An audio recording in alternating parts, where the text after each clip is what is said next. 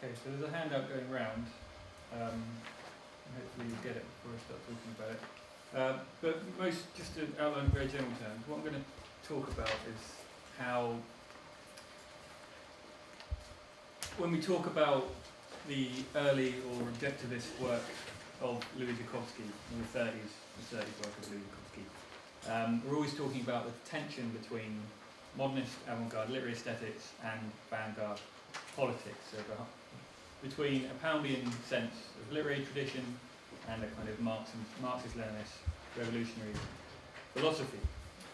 But more particularly, Zukofsky is, I think, the single American poet caught between a sense of belatedness regarding the modernist moment and a desire to harness modernist technique to a utopian communist future and to articulating that future in some way. But I wanted as a kind of preamble to look at the first poem Zukofsky published, which I'm hoping will provide some sort of prehistory to what I'm going to say about the 30s work. And that's Zukofsky's 1925 elegy about Lenin, which was later published in The Exile. It's called, and this is on a sheet, it's called Constellation in Memory of V.I. Ulyanov. And in essence, the poem describes the effects, in very kind of glorious terms, of the Russian Revolution on the poet's sense of the past and future, of history and change. So I'll put the whole thing on the sheet there, but I'm just going to read the last third of it to give you an idea of what Zukofsky. So this is very early work, obviously, so necessarily a great poem. So single we are, though others still may be with us, and we for others. We have come to the sources of being, inviolable, throngs everlasting, rising forever, rush as of river courses, change within change of forces, irrevocable yet safe we go. Irrevocable you too, O star, we speaking to you, so that's Lenin. The shadow of the elm tree leaves faded, only the trunk of the elm now dark and high unto your height. Now and again you fall, blow dark and burn again, and we in turn share now your fate, whose process is continual. So you've got the conventional conceit of the dead hero set as a star in the heavens. But this is really an occasion for a meditation on historical materialism and revolutionary change, which are kind of two poles in the poem. And the dialectic Zukofsky constructs lies in a kind of paradoxical faith in the inevitability of radical upheaval. So going back to that Olson quote that David used, what does not change is the will to change. And so it is that we get these kind of opposites in the poem. So we get only life consuming us seems permanent when we speak to Lenin, as we do not sink with every wave but are able to ride them. Or again, we have come to the sources of being, but these are paradoxically sources rising forever, change within change of forces. So ultimately the poem gives us, through the inspiration of Lenin, who is himself both immemorial in the first word and memorialised, we get fate whose process is continual. And indeed the poem's titles are kind of dialectical in this kind of temporal sense. So the poem is called In Memory Of, but it was originally part of a sequence called 18 Poems to the Future. So what I'm trying to show in this very early poem, and Zukofsky was only 21 when he wrote it, is this, in a kind of germinal form, these preoccupations with past-future relations and how they might relate to kind of utopian articulation through the figure of Lenin, who I'll talk about a bit more in a minute. But before going on to Zukofsky's objectivist period, I want to first very briefly and very broadly consider modernist political poetry as it exists in the figure of Pound, and especially really in the figure in the Pound that exists for Zukofsky's most vocal admirers, namely readers of Zukofsky associated with language poetry. So Pound's legacy in this regard has uninterruptedly and perhaps necessarily been a legacy of failure. So Pound, we're told, doesn't write political poetry but dramatises its impossibility. That's obviously a retrospective view of it, but nonetheless. So this has been how, in a kind of perhaps a utilitarian point of view, this house politics has been sanitised in some way. So, and this goes back a long way. So the famous incident of when Pound was awarded the Bollingen Prize. The government sponsored Bollingen Prize in 1948, and this decision needed defending by the advisory board. So Pound had only been charged with treason 3 years previously. And Robert Lowell predictably dismissed Pound's politics as this kind of manifestation of the fact that Pound was quite an interesting person, for example. So that's there on the sheet, and he says he had no political effect whatsoever and was quite eccentric and practical. His political beliefs made him more human and more to do with life, more to do with the times they served him.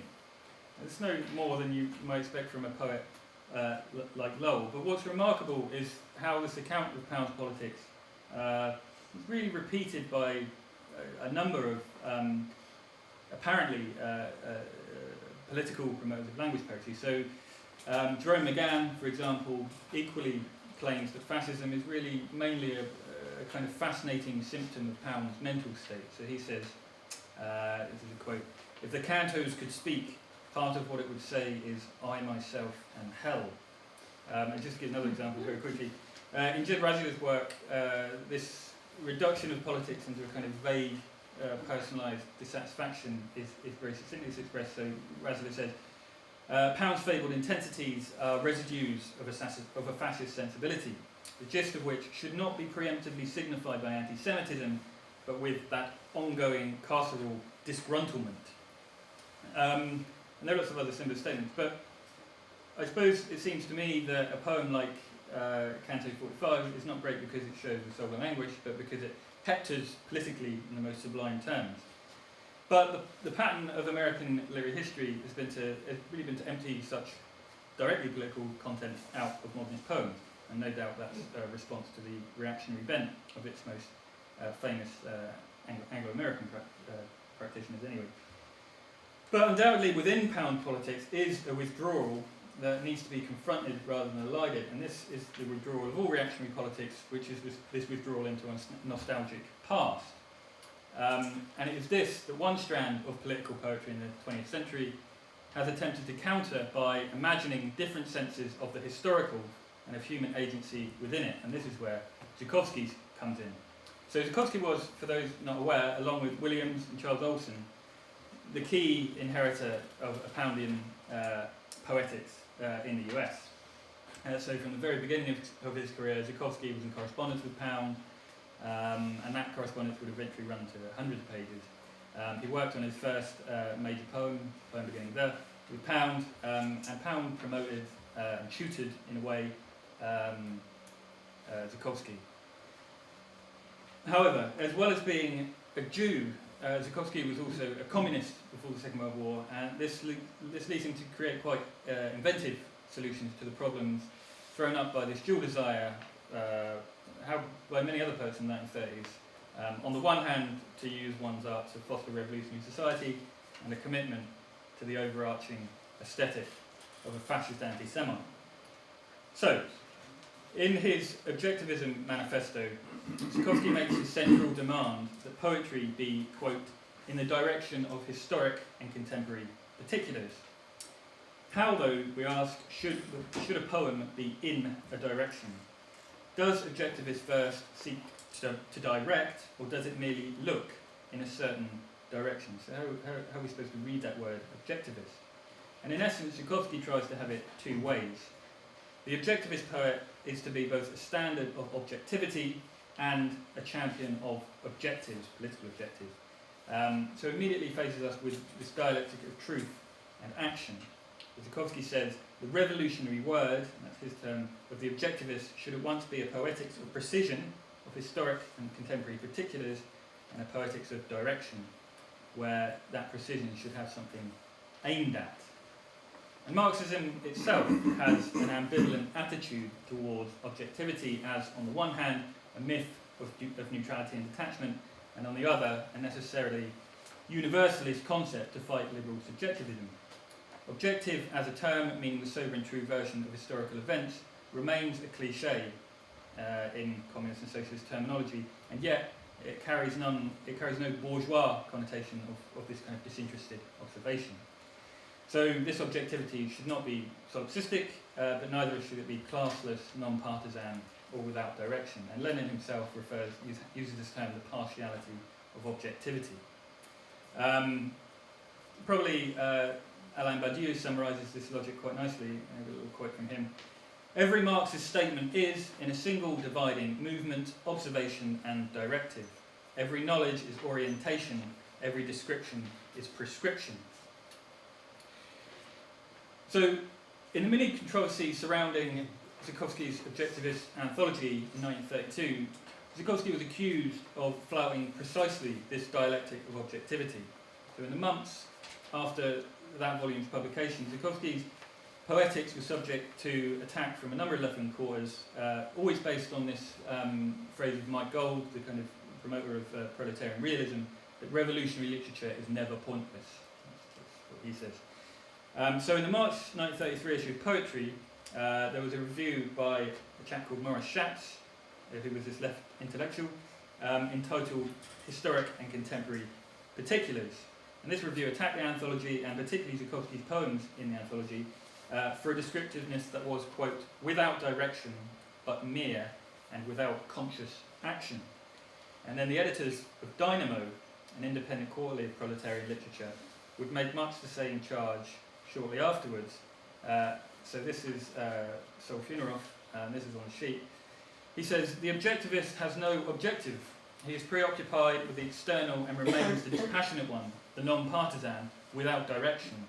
And he goes on to say, whereas the poet today should transform himself from the detached recorder of isolated events into the man who participates in the creation of new values and of a new world, into the poet who is proud to give voice to this new experience. And that same issue of Dynamo had another essay by Herman Specter, and he said in his, objectivist theory identifies life with capitalism and so assumes that the world is merely a wasteland. All of which to say is Zukofsky's focus on the objects of contemporary capitalism left no objective beyond them. And objectivism, the self-proclaimed revolutionary poetic movement, was indistinguishable from objectivism, the bourgeois myth of attachment. So Zukofsky didn't agree, and in a reply to these accusations, if you want to call them that, he invoked Lenin. And this quotes, this is on a sheet, so this is a letter that Zukofsky wrote. The editors of Poetry apologised for this talk of Lenin that was going on in the magazine, but they printed the letter anyway. And Zukofsky says, as for the failure to ally oneself with the revolutionary proletariat, and he's quoting Schatz there, he goes on to quote Lenin. This party rejected Marxism, stubbornly refused to understand, it would be more correct to say that it could not understand the necessity of a strictly objective estimate of all class forces and their interrelation in political action. And then the title of the book's misquoted and makes it sound very different to what it actually is. In a word, this statement is a concern of the editorial presentation and the poetry of an objectivist anthology. So an objectivist anthology was a Leninist anthology, Zukofsky says. So Zukofsky had himself criticised poetry in which nothing is aimed at in his original original anthology, as it were, of objectivist poetry in the magazine Poetry. And he continues to fight on the same ground as his detractors here. But Zukofsky's notion of aiming is markedly different to Schatz, Funarov and Specter. So despite the desire to ally himself with the revolutionary proletariat, Zukofsky had said that for all of poetry's need to be bound up with events and contingency, it should be free of predatory intent. And that's his quote, free of predatory intent.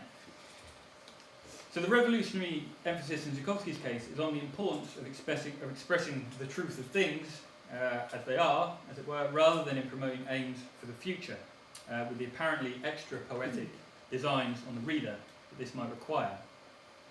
So Zukofsky feels that his notion of objectivity is as a kind of perception, as a kind of act of perception, is what turns just looking into directing, is what turns an objective kind of look at the world into a political objective. The objectivist description becomes action, unlike passive realism, because of its function of constructing relations.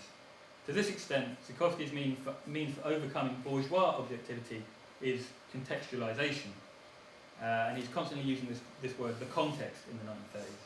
The context of thought is what turns a naive kind of Linnaean conception of the world of a world of discrete particulars into a properly Marxist account of the world as a series of relations. So the most impressive example of such an act of constructing relations is Zukofsky's pair of poems, Mantis and Interpretation from 1935. And I'm just going to finally talk about this work in a bit of depth, because it seems it's one of the finest poems in the 1930s, I think, and it occupies a crucial place in Zukofsky's oeuvre. So literally, the sestina itself, so it's made up of a sestina and then a kind of free-verse interpretation. People know what a sestina is. For anyone who doesn't, sestina is a sort of ludicrously intricate form, poetic form, where end words are repeated in a cycle, and it's, well, there's a certain rhythm it takes on, which is sometimes comic, but not in the case of this, which I'll talk about in a minute. So, the sestina itself observes a mantis, so the insect, on the subway, and is prompted to speculate, it's ridiculous when I put it like this, on the historical destiny of the working class, as both suppressed but also therefore liberatory. It's not as kind of silly as it sounds, but so I put the first bits on. I've put the first two stanzas on the sheet, but I won't read them. Let's just give you an idea. And then the interpretation meditates on the process of writing the sestina, and especially of writing a sestina about the proletariat, which I'm going to go out on a limb and say that had never been done before, I think. So, in the interpretation, Zukofsky wants to make two conflicting claims about the sestina itself. And those two claims are that the sestina is both organic, is an organic form in a kind of romantic sense, and a historically determined form. So, firstly, Zukofsky is explicit that the sestina should be seen as organic, and in this sense, he's aligning himself with the proletarian realism of Mike Gold. So, the interpretation says, this is on the sheet, I think, that this thought's torsion is really a sestina, carrying subconsciously many intellectual and essential properties of the forgetting and remembering head, one human's intuitive head. So, though the sestina may appear constraining, Zukofsky claims that, for what he observed, and this is a quote, one would lie to one's feelings not to use it, he says in the quote. And the epigraph to the interpretation from Dante's Latin, names are sequent to the things named, makes the notion of organic form central to the whole argument of the poem.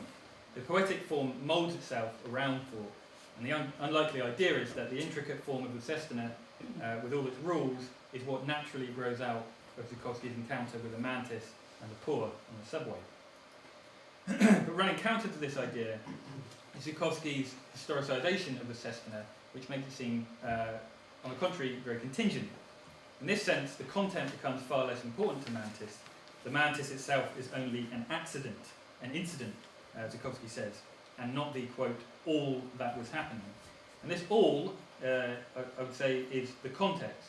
So just as mantis, the sestina, is more about Zukofsky's surroundings than the mantis itself, so more about the subway, more about the poor, and so on. The interpretation is less about the poem that it's supposed to be interpreting, and more about the context and literary history of its form. And in the light of its interpretation, Mantis becomes a poem that exposes the history of its production, charting its experience, the initial experience, the first draft, and finally the opening out of the poem through an account of its shaping into the sestina form. So it gives a history of that form and a sense of the wider historical determination of the poem. Which is to say, Zukofsky does not want to return to the original past model to reclaim the sestina as pounded in his imitations of Provençal forms.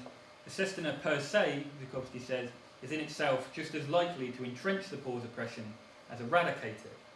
And Zukofsky at one point describes Victorians stuffing the sestina like upholstery.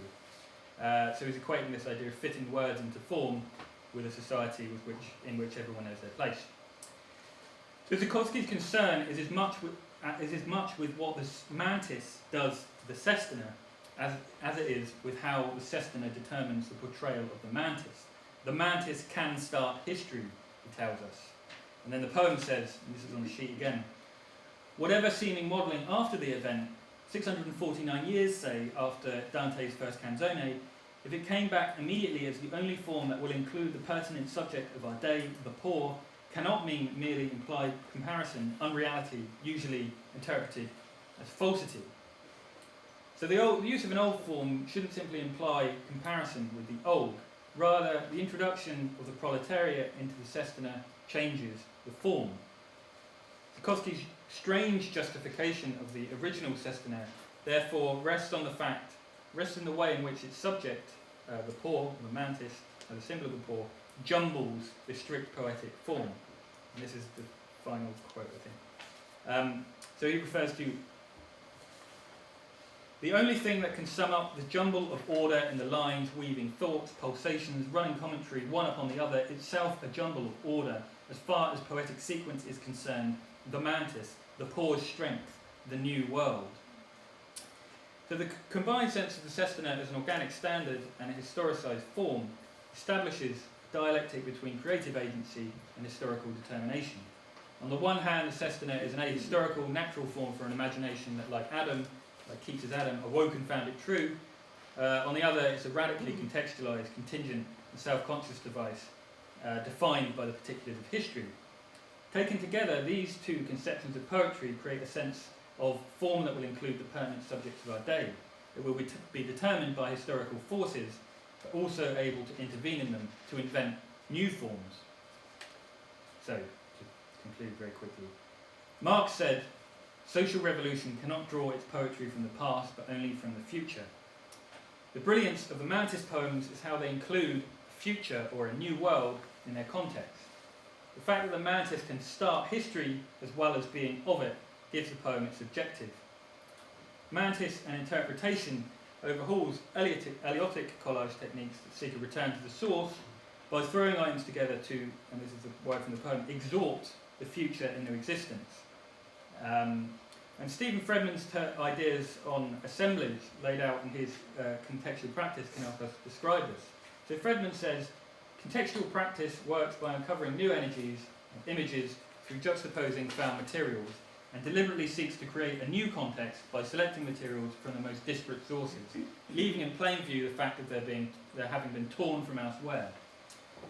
So in Zukofsky, jarring elements are not used, as they are in Eliot, though people disagree with this obviously, to show up the degradation of modern society by comparing it to the achievements of the past, unfavourably, but to open up new contexts. Key to this is the transparency of Zukofsky's labour in writing the poem.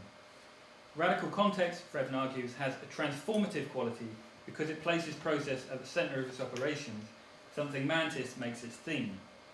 In not simply going back to past sources, but rather in going back to them from the present context of 30s poverty, Zukofsky is able to present a Mantis, like its sestina form, as itself in a process of becoming. And it's by this that Zukofsky is able to open up a kind of context of change, as it were, and more broadly to conceive of a progressive Anglo-American modernism. Thank you.